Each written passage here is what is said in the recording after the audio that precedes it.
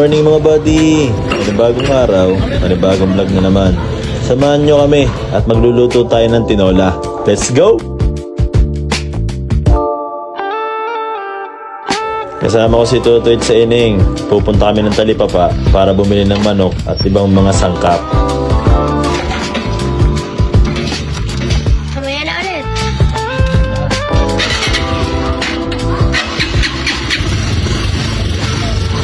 Sabi ko kay Ining, videoan ako. Sabi ano't di pa na layo-layo ng kaunti, tama na daw at mamaya na uli. Ay ina!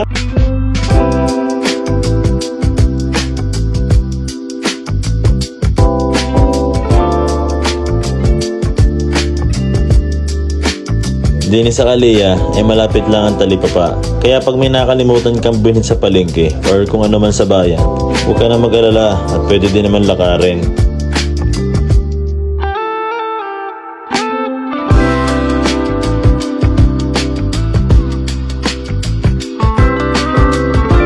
Panay ang pakyut ng anak ko.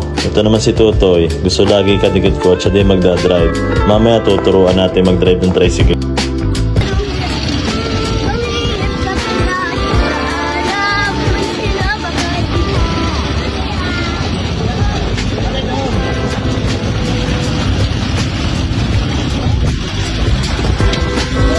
Dahil walang ulam sa bahay ngayong tanghalian, naisipan ko magluto ng tinola. At syempre, sasamahan na rin natin ng fried chicken.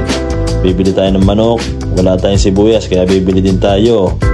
Para rin mga buddies, samahan nyo akong tumawad. Let's go!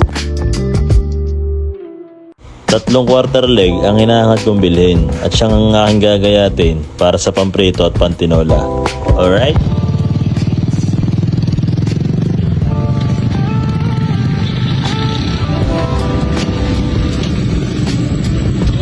Tutoy ka mali-mali naman sa tricycle. Laging gusto ipapaturo mag-drive ng tricycle, motor, sasakyan. Siyempre paglaki daw niya.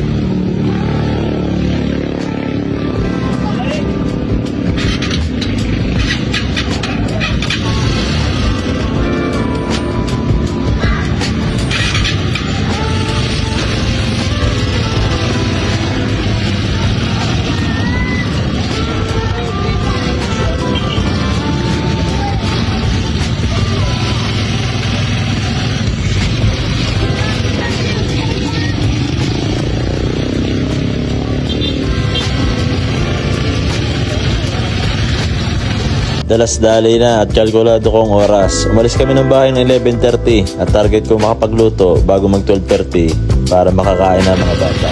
Alam ko mga gutom na. Napadaan na nga din ni kay tatay at nakataya.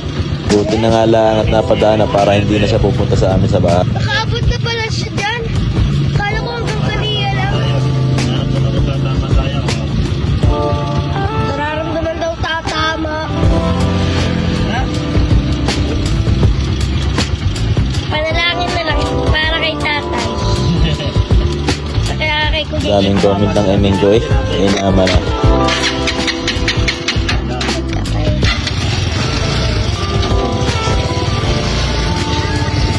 Sabi pa. Habang pabalik ng bahay, pinipilit ako ni Tutoy na siya na daw magdadrive. Aray at matuturuan ko na. Papa! Oh, Papa!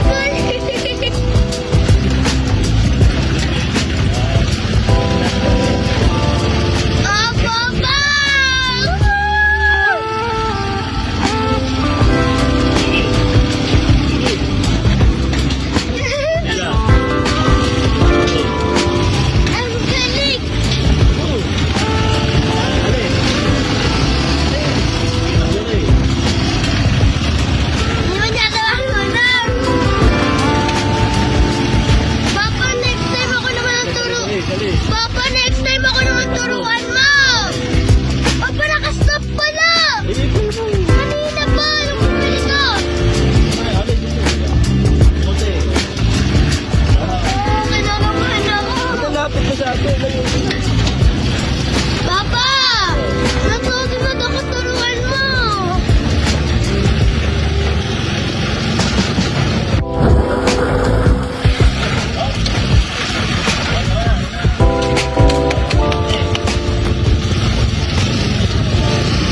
Nakarating naman kami ng Matiwasay at si Ining, siya naman daw ang sunod kong tuturuan. Ay, ina!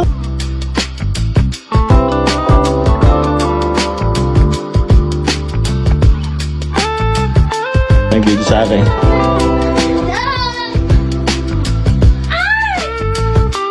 It's cooking time. Mabilisan lang to mga buddy. Tinola at saka fried chicken. All in one. Let's go!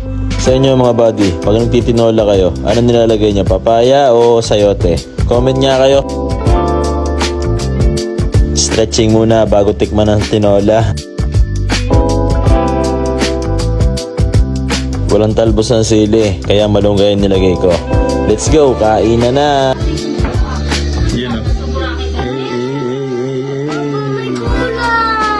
Ay paano mga buddy? Bukas na lang uli. Ay ina!